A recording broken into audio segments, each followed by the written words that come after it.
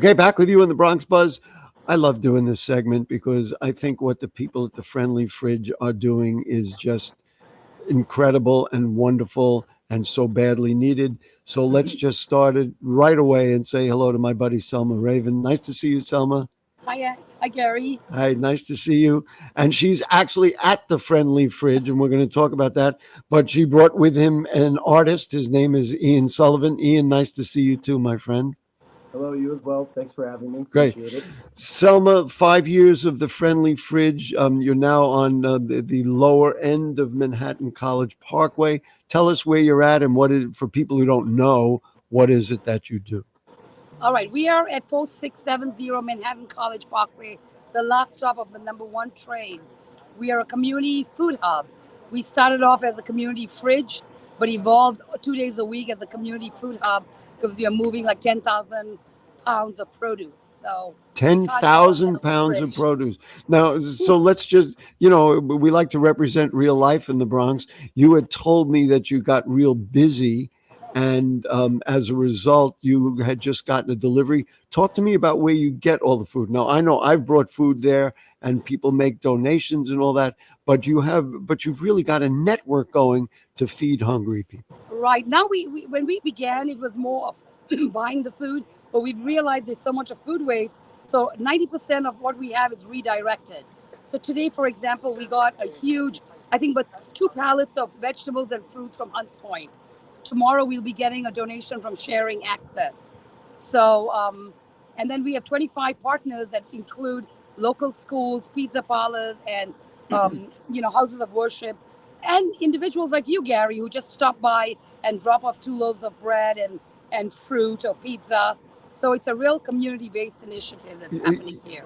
So you mentioned the numbers, and you may remember a little while back, I came by and just stood there and watched, saw working people coming off the subway and going right to the fridge, which means that working people still have food insecurity.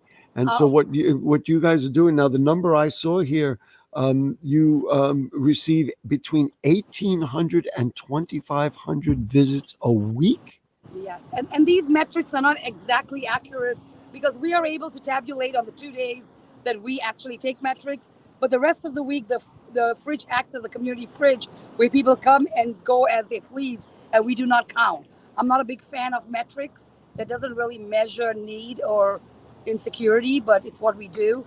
But on the days we count, it's about 400 or 500 people on the 2 days. That's about 800 people, and the rest of the week. It is just extraordinary, and it just underscores, it means so many things, poverty and a whole bunch of other things.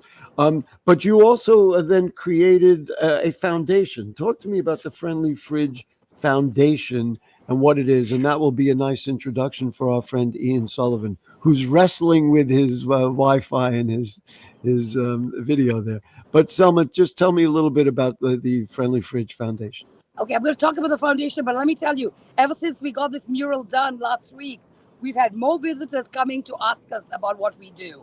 So I'm really grateful. But the foundation, we started in 2021. We are a registered nonprofit in the state of New York, and it is and we are hoping that it will attract funders, attract more food donations, because the need since the pandemic has not decreased. So we are hoping that would be one of the reasons. So you're doing all kinds of things. So Ian, let's just talk about you as a muralist. Now I understand. Let's see. There was a commonality at a school. Selma, your children or something. Let's get Ian. What was the relationship and how'd you get involved with Friendly Fridge? Ian, you want to go? Yes, please. So I've known Selma since I was probably about 4 or 5 years old. I attended school with both of her children, her son Mike and her son Nikki, and we had been close friends from a very early age into adulthood. So Selma's always been an incredible, sweet, and loving person involved in my life as well, including my sister. Our families have a very nice relationship. So but then so who got the idea of doing this mural? Did you go to them? So actually, what happened was Selma's son, Nicky Raven, he was the one who came up with the idea of me working with Selma and Sarah. So he actually is sort of the mental mastermind behind this idea, and we're more of the hands. So a lot of credit goes to the sort of quick thinking and like ingenuity of her son Nick, who honestly is an incredibly smart and talented man. So Right. Well, that's kind of you. Can we show like some pictures of the mural? Anderson has some photos. We have some photos. There you go. So you were there just the other day painting. Now, whose wall is this, Selma? I mean, Well, the owner of the stores around the corner, around who the allows us corner. to plug in, gave us permission to do that. So we got the correct insurance, and so he allowed us to do the mural. I didn't even consider Ian because I didn't think he would want to come to the Bronx and do a mural because he's so famous. But I'm very grateful. So thank God for that. And Ian, what was the idea behind the design? And because it's very it kind of opens up the world over there. Oh, first off, thank you. The design concept I have, it's a design style that I created a while ago, and it lends itself really nicely to explaining messages and points and sort of embedding it within the design itself. So using the green, obviously, that overlaps with produce and giving, and within the designs itself, there are a bunch of words and messages that actually pertain to the cause and sort of mission that Selma and Sarah have. So I wanted to make it a more interactive sort of design for kids and people to try to like get a little closer, figure out all the messages, figure out all the nuances, and sort of increase and catalyze engagement to raise awareness and getting people to just sort of pay attention to what Selma and Sarah are doing. So what I was over there the other day, and what I liked very much was that it was it was expansive. So you looked at it was green and it was happy, but then if you stand around, there are nuances in there, and there are things that make it particularly special. Selma, I see people behind you. These are people who are both bringing food and getting food, right? Yes. What do you do when you get pounds and pounds of, let's say, produce from the Hunts Point market? What do you do with those? In other words, you got a fridge. My fridge doesn't hold all that stuff. Do you store it somewhere, or do you just leave it out for people to take it? What do you do? How do you Well, figure that actually, out? we leave it out for a while because we check in every 2 hours. But we have like 11 partners within the zip code who actually need some of the food. So we send it to neighborhood house. We send it to the other fridge on 238. We also send it to a little group home as well as a shelter. So we have partners that ensures that nothing gets wasted.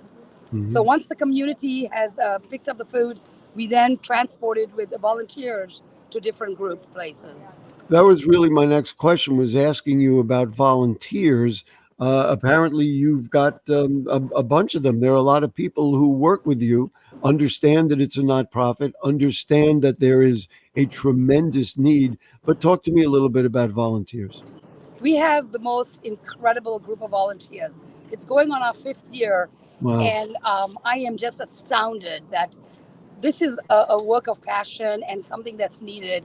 But we have volunteers who will show up in 99-degree weather in winter when it's below zero, which was only 2 days of that.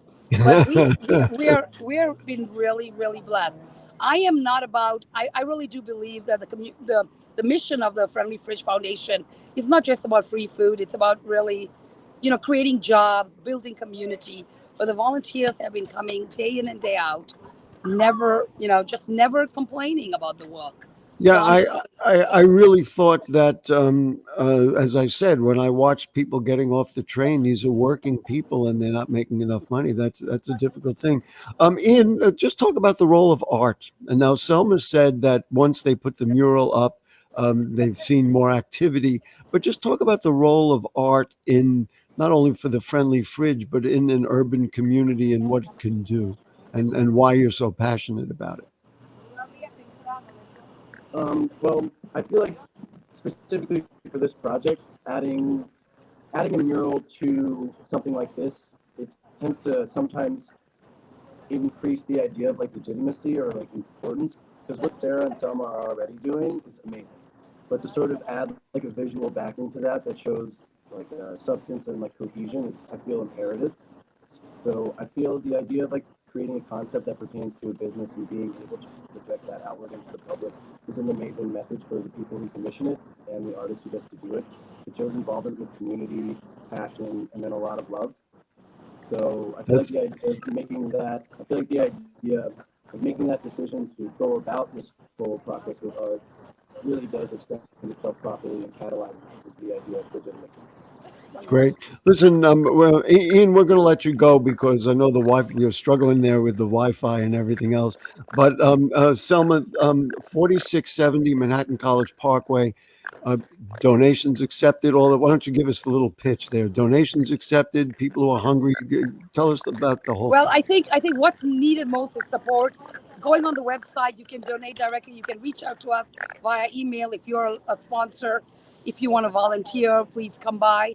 But go on our website, and it's pretty. It explains everything. But definitely call me, text us, email us. We definitely could. We need help at the moment. You always need help because the need is just so immense. I mean, there's no question about it. Listen, Ian Sullivan, thank you so much for joining us. Thank you for creating the mural where the fridge is. And Selma, big hugs to you and to my buddy Sarah Allen, Thank you, Gary. who's just saving the world, saving our people. Thank you so much. We It's of the appreciate whole your time. community. Thanks, Anderson. That's Thank you, it. Gary. Great. Take care. So that will do it, ladies and gents, for the Bronx Buzz. We will be back next week, as we always are. So if the curtain don't fall and the creek don't rise, we'll see you then. Good night.